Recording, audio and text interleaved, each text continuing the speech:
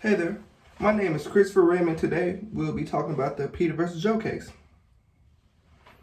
In this case, we have my defendant, Peter, versus the prosecutor and his client, Joe, which was two friends at one point in time. Peter and Joe went out to have drinks. And then after the drink session, they went to go set up a firing range. Not once did Peter harm Joe, persuade Joe, or threaten Joe to come do any act with him. Joe willingly sat down with his friend Peter to have drinks. Joe willingly went out with his friend Peter to set up the firing range. Not once was he ever harmed, threatened, or even persuaded to go out. So Joe took it upon himself and took the time out of his day to go sit down with his friend and go set up a firing range with his friend. Leading up to the incident, they both had drinks together. Both Peter and Joe had drinks together.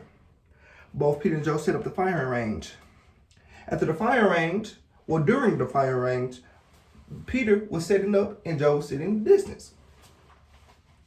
So while Peter was setting up, a wild turkey appeared and actually entered the discomfort zone of my client, Peter, which led him to drop his weapon, which a clumsy act of them being intoxicated. Peter dropped his weapon and it accidentally fired, striking his friend Joe in the arm. Never once did Peter actually turn and lift his gun, intentionally shooting Joe. It was all a huge mistake that led with a huge consequence. So after the case, my client is getting charged with assault while hunting. I don't think that my client Peter should be acquitted with assault while hunting because he wasn't actually partaking in the game of hunting. He never once looked to go hunting. He never once hunted during the incidents or even after the incident went hunting. It was all a huge mistake, a huge misunderstanding, and led with a consequence that he was not ready for. But why is my client getting charged with something he didn't commit? Joe just sees greed and money in this whole case that we have going on prior to the situation.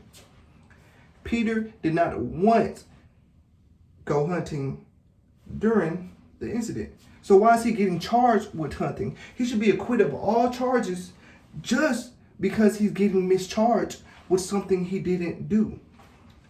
He should be, I can see if it was more things to it, but one thing that Peter did not do during it was hunt.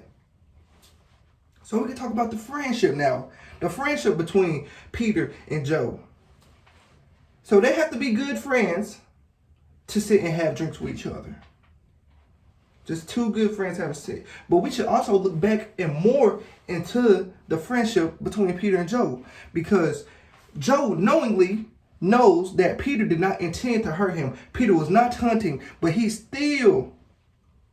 Joe still continues to go for Peter's pride, freedom, and integrity. So we should look back into their friendship and see any flaws Joe could have committed to show any mess up in a relationship that Joe could have seen. We could have been seeing the greed, the evilness, and the triumph of the prosecutor with Joe. My defendant, Peter, should not be acquitted of a crime he didn't commit. Now, it's different consequences that comes with him being clumsy, both being intoxicated. But one thing he should not get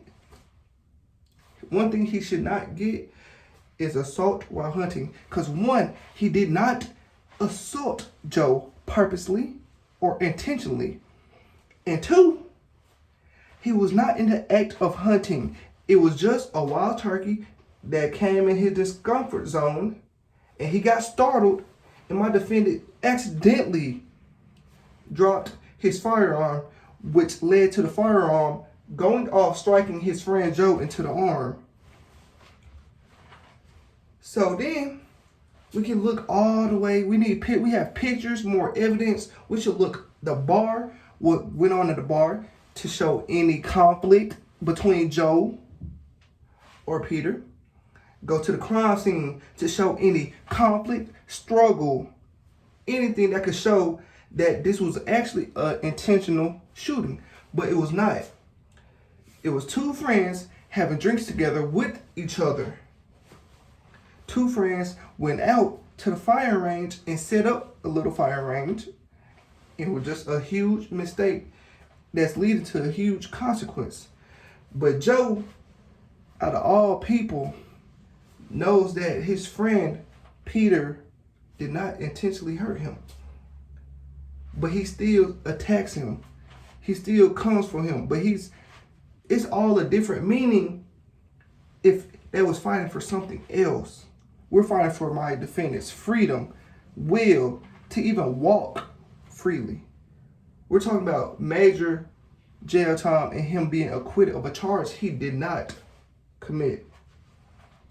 This is such a big injustice in the court system to show how my defendant did not even commit the crime. So I feel like all the charge should be dropped on my defendant, because we can talk about the main charge is assault while hunting. They don't have not one piece of evidence to show that my defendant, Peter, was in the act of hunting. He was not hunting the wild turkey, for one. He did not hunt any animal out there, for two. It was all a huge misunderstanding and a huge accident. We could talk about that. It was also his friend, Joe, who's attacking him in the court system right now, attacking his own friend for a crime just to get money, just to get greed. And money is the root of all evil. And we can see it's coming out of Joe. He's being a good person before. He was a good person before everything happened. Before all the incident happened, there was friends, good friends. But since the incident happened, they're not friends no more. This was all set. It was all a stage for Joe. He had the background. Now he just got the platform now. We're giving Joe the platform to attack Peter over a crime he did not commit.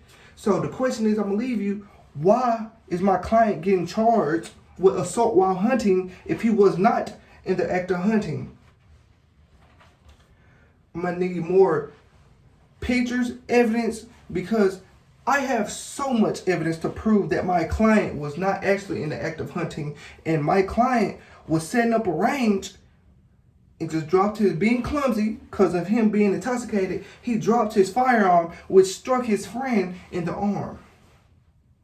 Not once was he hunting. Not once did he up his firearm and intentionally hurt Joe. But for Joe to come and attack my defendant Peter, pride, will, freedom, it's his act of selfishness between him and the man above. So, like I said, I'm going to leave you with the question, jury. Was he intentionally in the act of hunting? Or was it just a huge mistake, which still will lead with a consequence? Thank you, guys. Thank you for having me time. My name is Christopher Redmond.